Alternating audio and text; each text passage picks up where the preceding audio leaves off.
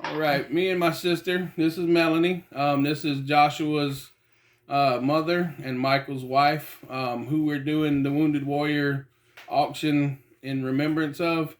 And we have Miss Tracy Cakes on the phone. She's going to be kind of like interviewing us because for me, it's going to be very hard to come up with questions that I feel comfortable asking my sister, knowing that they're going to hurt her, possibly. They're going to bring back memories for her, going to bring back memories for me. And that's why we asked Tracy to help us out with asking us questions, kind of like interviewing us to make it easier on us, as far as that goes. But this is going to be I don't know how long of a video, but we're going to do what we need to do to get the message across, because our goal is to help save, even if it just saves one more person, stops one ripple. That's our goal. That's why we're doing this, and it's going to be hard for us. So y'all get your box of tissues out and get ready and hold on, because here we go. All right. So let's start with your why, Mickey. I think you kind of answered a lot of that with your intro, but why did you land with Wounded Warriors now?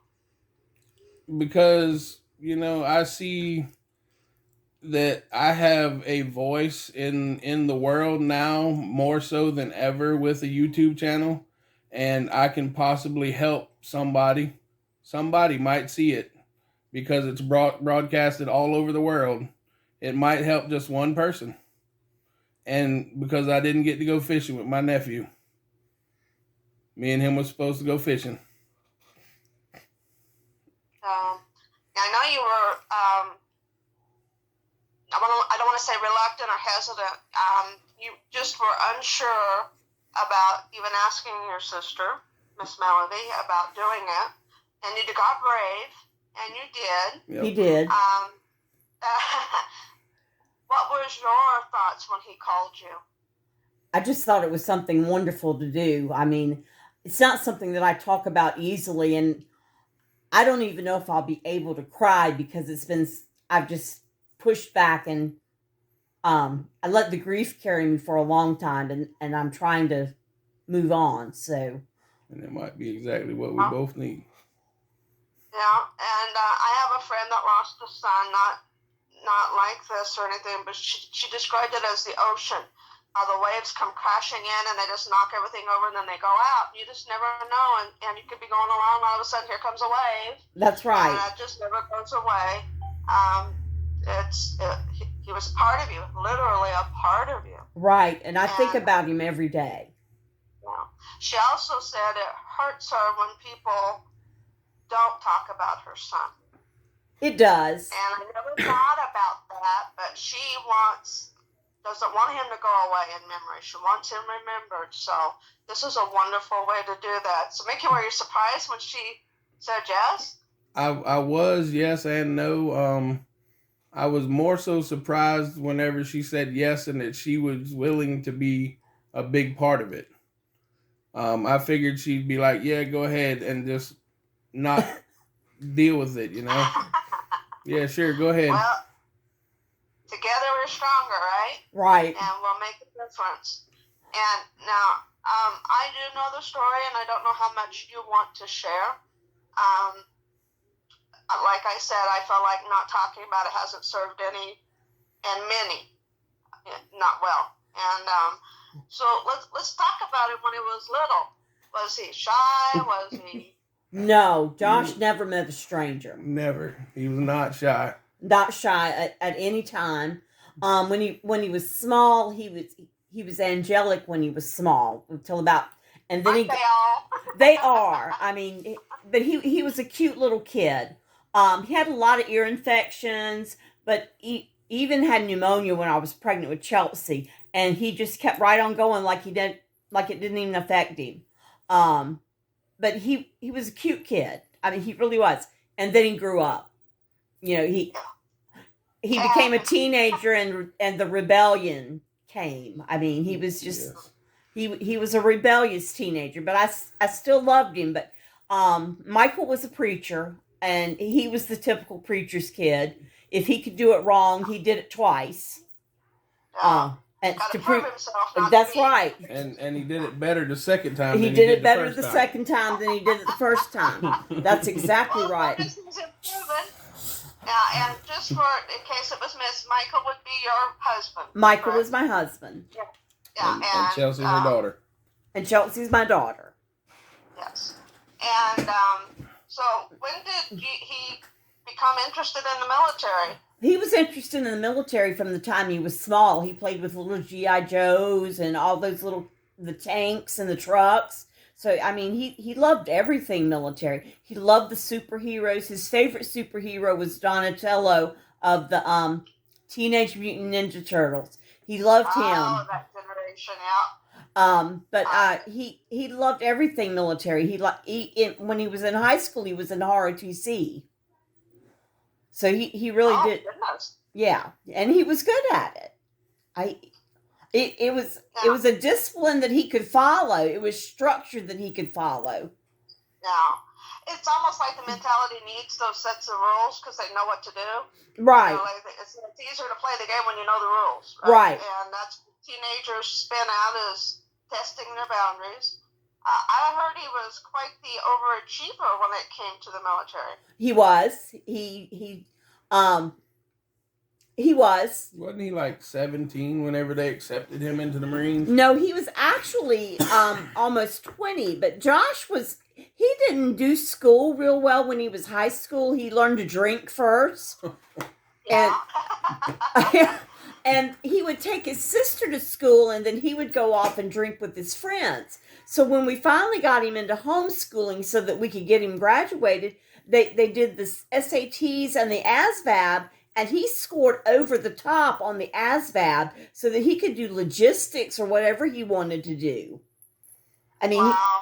And it just floored us because we were like, you've never applied yourself before. Oh, that could have been. He might have been bored. He might have been way ahead of him. Right, but he did. He scored on those ASVABs just off the charts. They said he could pick anything he wanted to do. And he enjoyed the military, right? He did. No. How long was he in? 4 years. 4 years. Yeah, And how long was he stationed over in Afghanistan? He was stationed in Afghanistan, I think, for 6 months, and then he did a tour in Iraq for 7 months, and the second tour in Iraq for 3 months. Oh, goodness. 2 tours, that's a lot. One's enough. Yeah, he did So, 2 tours in Iraq and 1 in Afghanistan. So was he around a lot when he was growing up with you, Mickey, or... I don't know where you guys are demographically. The beginning part of his life, he was probably till what he was about. Y'all were about 4 or 5, and then y'all moved up north. Yeah, we were in. They moved to up by Myrtle Beach, up by Florence. Yeah. Whenever he was about 4 or 5, and I mean, up until that point, I mean, he came over all the time.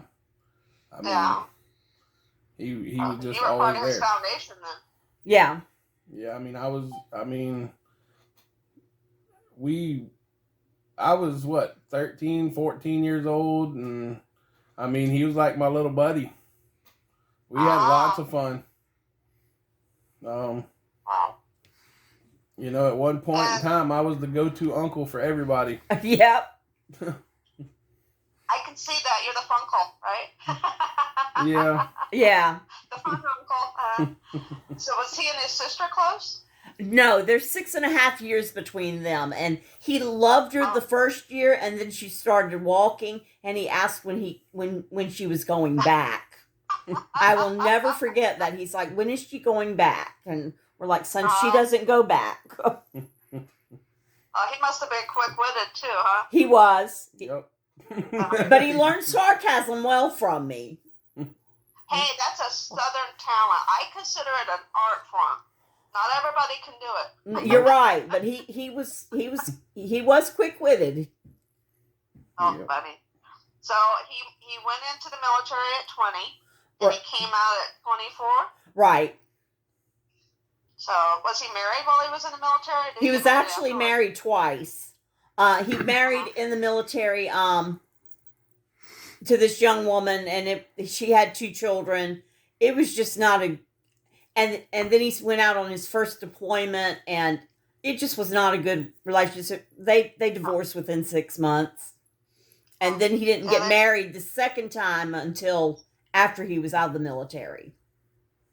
Well, he sounds like a very typical kid, teenager, and first time enlisting, because that's pretty routine. Right. So, so there was nothing in his childhood or teens or anything that made you think he would ever be one that would take his life? No. I was tough on him. I really was tough on him. Your mama. Well, Michael had the patience of Job, and I was more reactionary. I didn't ask questions. But Michael was more patient, whereas I just acted on whatever he did, and I think that had a lot to do that I was just tough on him. I was very tough. I gotta tell you, as a Southern mama myself, that's our role in life. And that's what we're supposed to do. Just that. So was he and his father close? Yes. He both my children adored their father. They called him their hero. They would call my phone to speak to him because Michael wouldn't pick up his phone. And that was the only time I would get to talk to them, is when they would call. They'd say, "Hey, Mom, where's Dad?" See, usually it's the other way around. That's pretty funny. No, even with school, they would say, "Please don't call my mom. I'll call my daddy."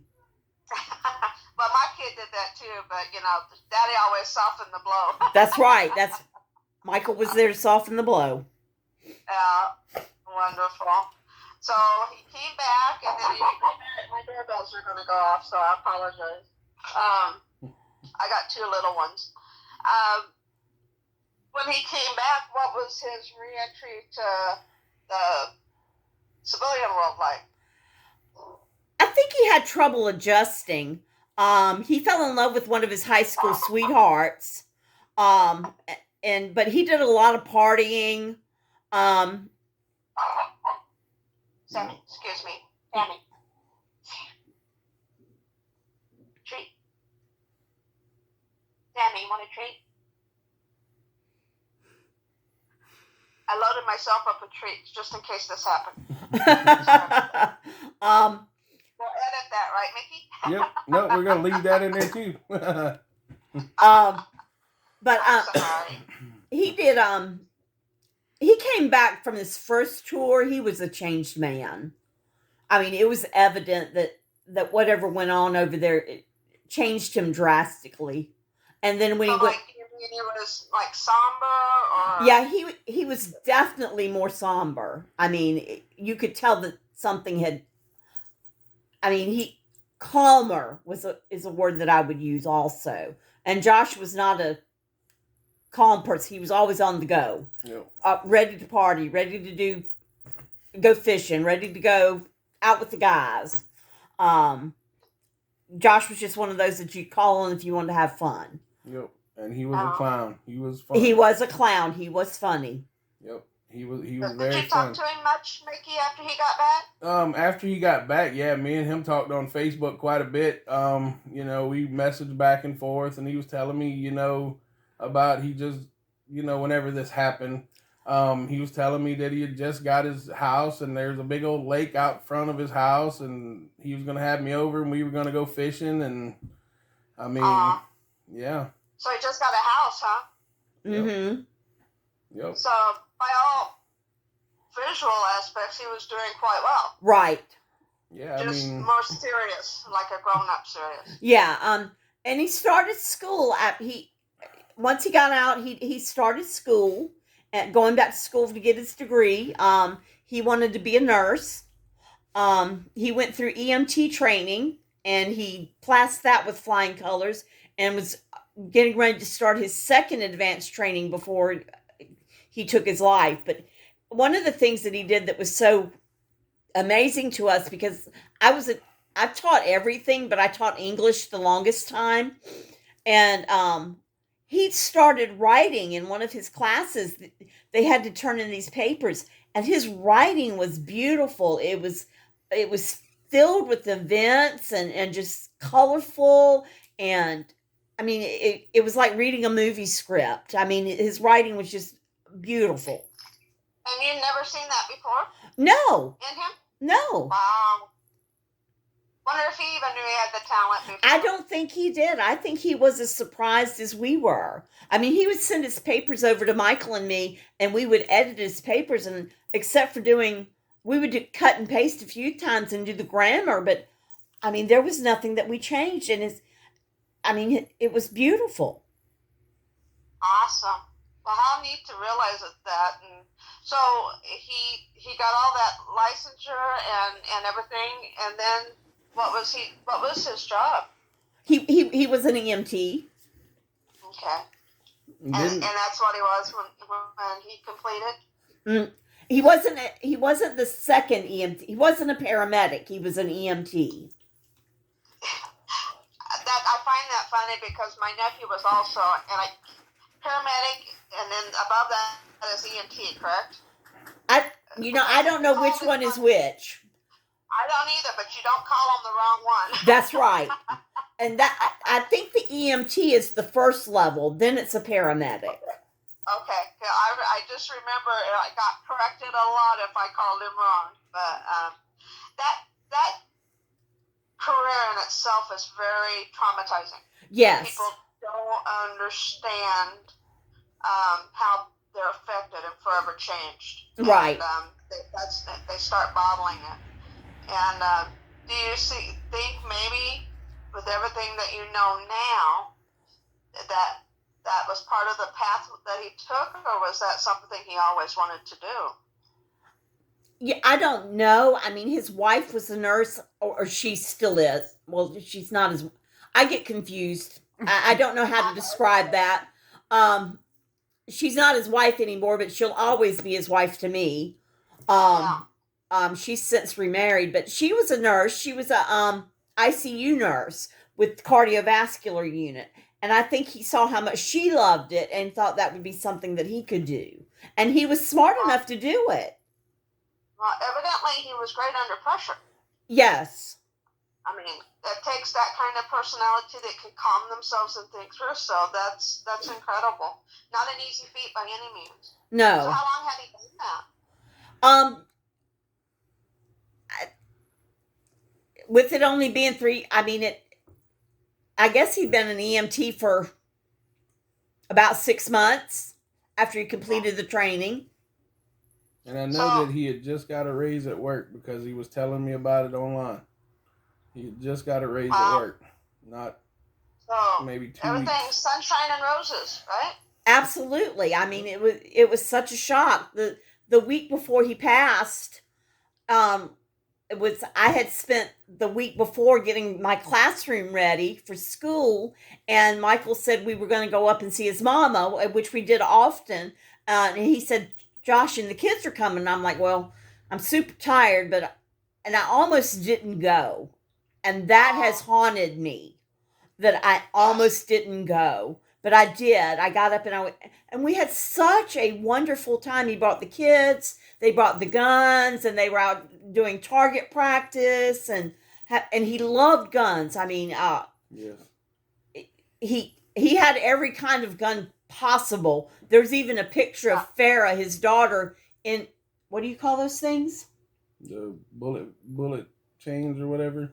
No, where you put the baby in. Oh, those carriers? Yeah, she was in a carrier, and he's pointing the gun with her in the carrier. Oh, jeez. Yeah, raising them right? Right.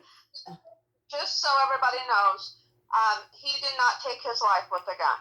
No, he did not. Nope. Okay, so I don't, just so everybody's, understands he can love guns and it not be the demise. Right.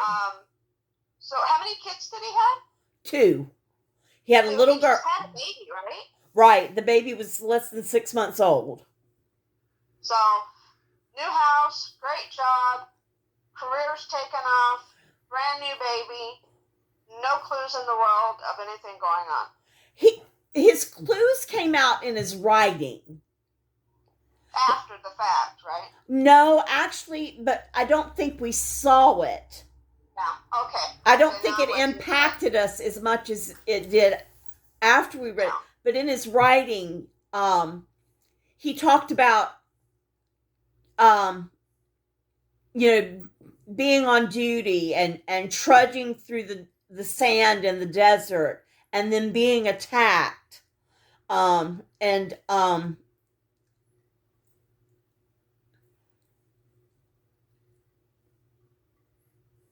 Just take your time, we're good.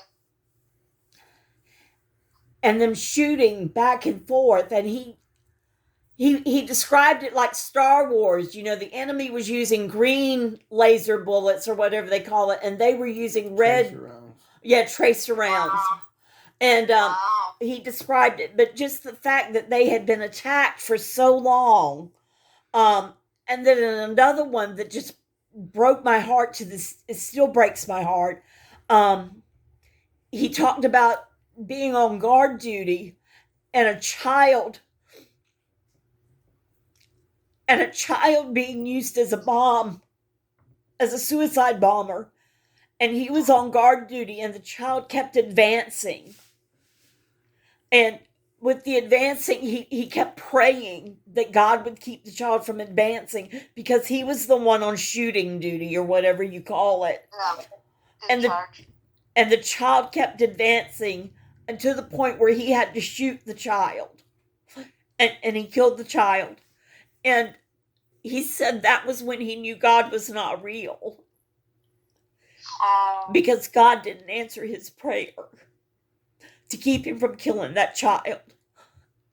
And, I read that and I was like, son, God did answer their prayer. He answered mine. He kept you from being killed. He said no to you.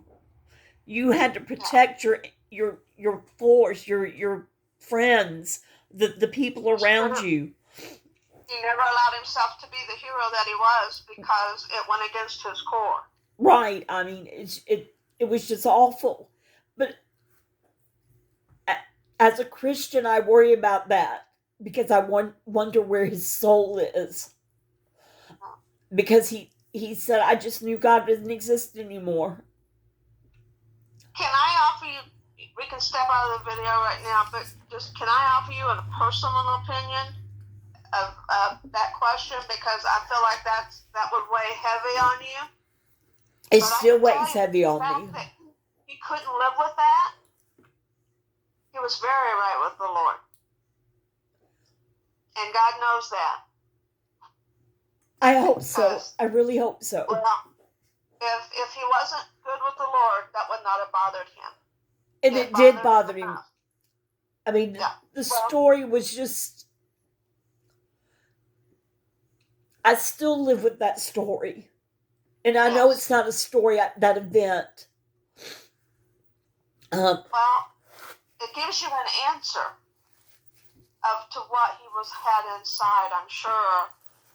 So many, don't even have an answer. I didn't see it coming. I don't know what happened and never know. But at least you know that there was something extremely horrific that unfortunately was bigger than we understood. Yeah. He kept reliving that. Yeah. He told his daddy about it over and over. I mean, and we published his stories. Oh, wonderful. We just did it through Shutterfly so that I have all of his stories. Have you thought about having them published? I have not. I would have to ask his wife how she felt about that. I would think. Yeah. To be fair. Well, just know sometimes telling the story can like Mickey says, stop that ripple. Now, going to the ripple, your husband being a minister, and they're here to help bring people to God and make life better. Just be helpful. How did this affect him? It shattered him. I mean, I still remember the night that we got the call, and of course, they called my phone because Michael wouldn't pick up his. And she actually yelled at me. She says, I just need to talk to Michael. And I said, okay. And Michael and I had a little tiff that day. I don't even remember what it was over, but I know it was something that had upset us both. And I went and told Michael, I said, talk to you. And he went in there, and it took her 10 minutes. And finally her sister had to tell him. And he never told me. He just came and when he hung up, I don't even remember him saying goodbye. And he came and he sat down in his easy chair, and I was like, well, what's going on?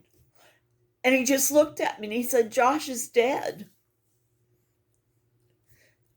And it just took the wind all out of him. Well, it took the wind out of all of us, but it sucked the life out of him. He was just, Michael was so calm, and to see him so, still he was calm. Yeah. Shock. I remember I was the one that actually got people to come over to the house so that we could. I called Chelsea and I told Chelsea what had happened. I called work and told them that that my son had passed. Michael was just sitting in the chair. Yeah. All the wind knocked out of him. And I'm not saying the wind wasn't knocked out of me, but I was busy. I made the phone call to the elder that we needed help, that we needed prayer.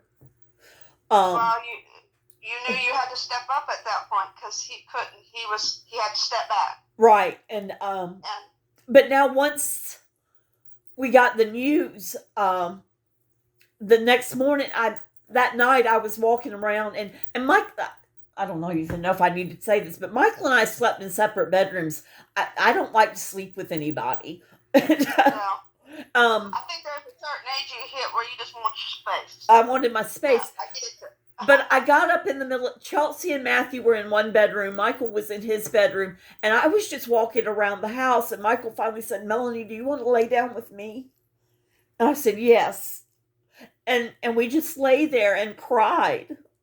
I mean, because our son was gone. Yes. I mean, we couldn't even talk. It was just tears. You were the only two that truly understood at that moment. And absolutely.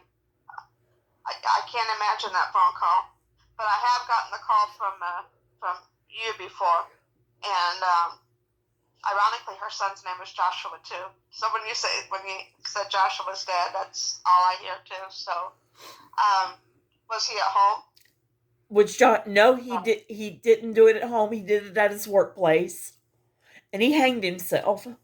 But whatever had happened, it upset him so badly. I think it upset him so badly that it just felt like he didn't have any. And it wasn't the first time. I drove to Florence with Farah in the back seat of the car, and Josh was sitting in an outbuilding, and he just talked about what a horrible person he was. He said, I'm a womanizer, I'm a thief, I'm just not a good person, I'm a drunk. I mean, and we're like, son, those are things that can be fixed. Those are things that you can undo. You don't need to.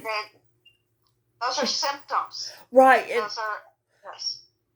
But later his wife told us that he went out and actually shot a gun, and she actually thought that he had killed himself then. And that was probably the first time that we knew that something was not right. Yeah. And you could say it's his reentry back into civilian life, a new baby in the house, they've been apart for a long time, stresses of work. I mean, things people naturally go through, but when you don't know how big their pile is. Right. Yeah. And he wasn't one that complained about life, it didn't sound like. No. Anytime you were with Josh, you were having a good time. Yep. Yeah. And that was all the time. Anytime you were with Josh, he was there to make sure that you had a good time. And so when he wasn't able to provide that, he probably felt like a failure. They say the funniest and happiest people hurt the deepest, and the walking wounded with the wounds you can't see. Right. So, do you know if he knew about Wounded Warrior and some of the programs that they offer? I don't know. I think he probably did. I mean, even at his funeral, we instead of flowers, we said in lieu of flowers, send donations to Wounded Warrior. I don't think we had even thought about PTSD until after he killed himself. I mean, nobody talks about it. Nobody talked about it. His wife didn't tell us that they were having trouble. They didn't tell us that they were having trouble.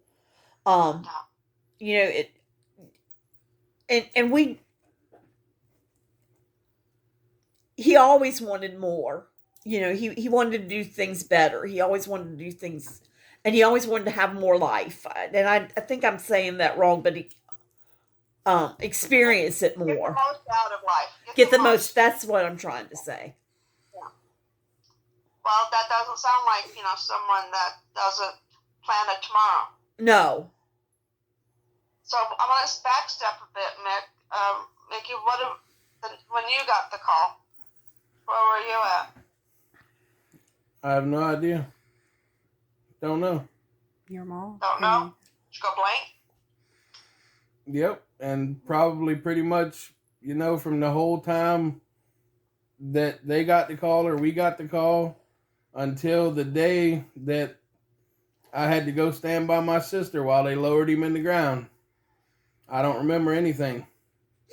Honestly.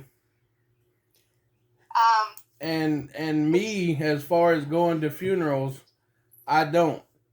And, my sister needed me. And, I went and stood by her side as they lowered him in the ground. Because she needed me to. And, I mean, it still, I still don't go to funerals. And that was one of the most hurtful things that I've ever had to go through. Nephews, a Native American, and in the culture, aunts and uncles are like parents. And I think that's that way in very close families. And so when you lose a niece or a nephew, it's part of you like a child. So it that's hurt. Why I asked. Yeah. And because then you have to see the pain in your siblings' eyes. And just like losing a sibling there's so many different levels of grief and how it affects you. And I don't understand. Like I told Mickey the other night, I can't imagine your pain because when I try to, it hurts. I can't. It's like you have to stop the pain. So I can only begin to imagine is how I say. And I hope that you get something from this to help propel you forward in a positive aspect versus with the grief, that it turns to a sunnier part of Josh's memory. And I tell anyone that has lost someone, I also have a friend that her son took his life in front of her. And I tell her suicide is something he did. Suicide is not who he was. Right. And that's, you just need to keep his memory of who he was. Now, I didn't realize that you, in lieu of flowers, chose Wounded Warrior. Did you, Mickey? No, I did not. Well, isn't it funny how we all went back in Wounded Warrior? So, do you think maybe if there had been more of the talk about people, and it sounds like at that time is when they were coming back, and it was horrific and never-ending, and much like Vietnam, received differently when they came up. I think they were received better probably they in were. Vietnam, but you still didn't talk about it. No. War is war. Yeah, Josh talked more about the fun stuff that he did, like chasing a camel. Or shooting a camel spider. Or shooting a camel spider. Yeah. Then he did about... We didn't know about the hurts until he started writing, but I mean, he sent us a video of them chasing a camel with a tank. Oh my God, poor camel. I know, the poor camel. And then he told us about shooting the camel spider with like 30 rounds of ammunition because he was scared to death of spiders. He screamed like a girl if he saw a spider. I need to answer a message real quick. Too funny. Got it from his Too mama. funny. I'm not scared of spiders. No? It's slithery things. Oh. Yeah, she's scared. We can still talk. I just had to answer this message real quick. Oh, okay. I thought you were just staring at me, so I stuck my tongue out at you. I cut my picture off because you just stuck it back out. So, too funny. I have a girlfriend, and the 3 people I'm speaking of have all lost sons. One was killed in a motorcycle after he was home on leave. And she told him if you have to be deployed to Afghanistan, she wanted a blanket that they can buy with their military picture on it. Uh-huh. And he gave that to her at Christmas. And she knew, that's how she knew he was being deployed. And he was called, a friend of his had a flat tire, and he took off on his motorcycle, went and helped him, and on the way home he was T-boned and killed instantly. And he was a go-getter. He got into the military early. He was in the sniper division. He was a different kid, too. It changes you. And I think the hardest thing that she said he went through is it's a very different belief system. And it does not align with ours. And they understand this. And that's why they use tactics like strapping bombs to a child and sending them on to detonate them. He couldn't have changed the outcome. Only thing is, others would have died, more would have died. And that's what everybody doesn't understand. It's not, so they're over there with people with our value system and our cultural similarities. It's very different. And it's very hard to explain because you just can't imagine doing things. You would never put a child in that position. We instinctively run to help children. Right. That's who he was. And, you know, we would never fly planes into a building to kill people. And we couldn't imagine it until it happened. And now we have been desensitized to that because we are aware. So he was very desensitized, it sounds like. And now I came back to our culture and everything, and you can't leave the memories. So I can understand full-heartedly the pain he had, and I'm very sorry he did not. It was probably way before enough happened that they said, hey, we need to work with our soldiers, integrating them back into society. I think they're trying to do a better job of it. I really do, but even his friends that have, you know, I read about them, you know, wanting to reach out and help others instead of making that. Suicide is permanent. The problem is temporary, but suicide is permanent. And, you know, before they make that decision, they, you know, call me, talk to me. So, and it may end their pain, but I would like to have anybody that is out there watching this video with you right now that might be even close to where Josh was, to realize that when they're gone, those people that they love, how are they dealing with it? Does it go away the next day? Does it go away once the funeral's over? The ripples that keep going. Now, 2 years later, you had a major ripple. Right. One second. Okay. Also, I would like to invite anybody who is feeling that way. I've got Facebook. It's Mickey Sams on Facebook. I've got Instagram. It's Storage Brats on Instagram. You can find us on YouTube. You can find us on Storage Brats on Facebook. Please message me before you do that. because that one person that might not do it might message me, and it will change your family's life forever. Just please send a message. Or contact Wounded Warrior. Contact Absolutely. Wounded Warrior. Contact me. Contact a friend. Somebody. Anybody. Just you're not by yourself. There are people that care. And there are people, there's moms and dads and sisters and brothers and uncles and aunts. And we care. You're not by yourself. So if you are feeling that way, please contact anybody and try to stop how you're feeling and make it better for yourself. Yeah. Absolutely. There's a lot of judgment that comes to military because those that don't talk will turn to alcohol, turn to drugs, to take the pain away. And I think Josh did that. I think he did turn to drink. Yeah, they're medicating and self-medicating, and just to find that happy or just to get away from it.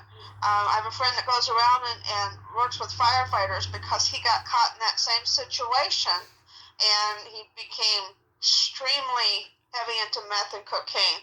And he got help, and he goes around and he gives presentations called He Can See Color Again, because everything was very black and white. I hurt, I need this. I don't want to live, I need to die, And he had his wake-up call when he put a gun to his head and it did not fire when he pulled the trigger. And at that point he realized he didn't want to do it. So, they say a lot of times in suicide, 2 more seconds and they might change their mind. So that's why I encourage anybody listening, what's another minute? What's one more conversation before you do it? Make a call. And so your ripple happened 2 years later. Are you okay to go on with this right now? Yeah. Do you need to take a break? No, I'm okay. Okay, you tell me anytime. I don't want to go too fast for you at all. Because, man, you're one hell of a woman. You got some strength in you. And I don't feel the strength. No, you don't. Can you imagine if you did? You breathe in, you breathe out every day, woman. You are strong. I try. You want to wait for Mickey? Are you okay to go on? I'm right here. Mickey's right here. Okay. So we're going to talk about the ripple, about how it affects the loved ones. What would you tell someone that's thinking about doing it? Does it stop? Does it go away when the funeral's over? Is your life better without them? Because they were horrible people and couldn't be here.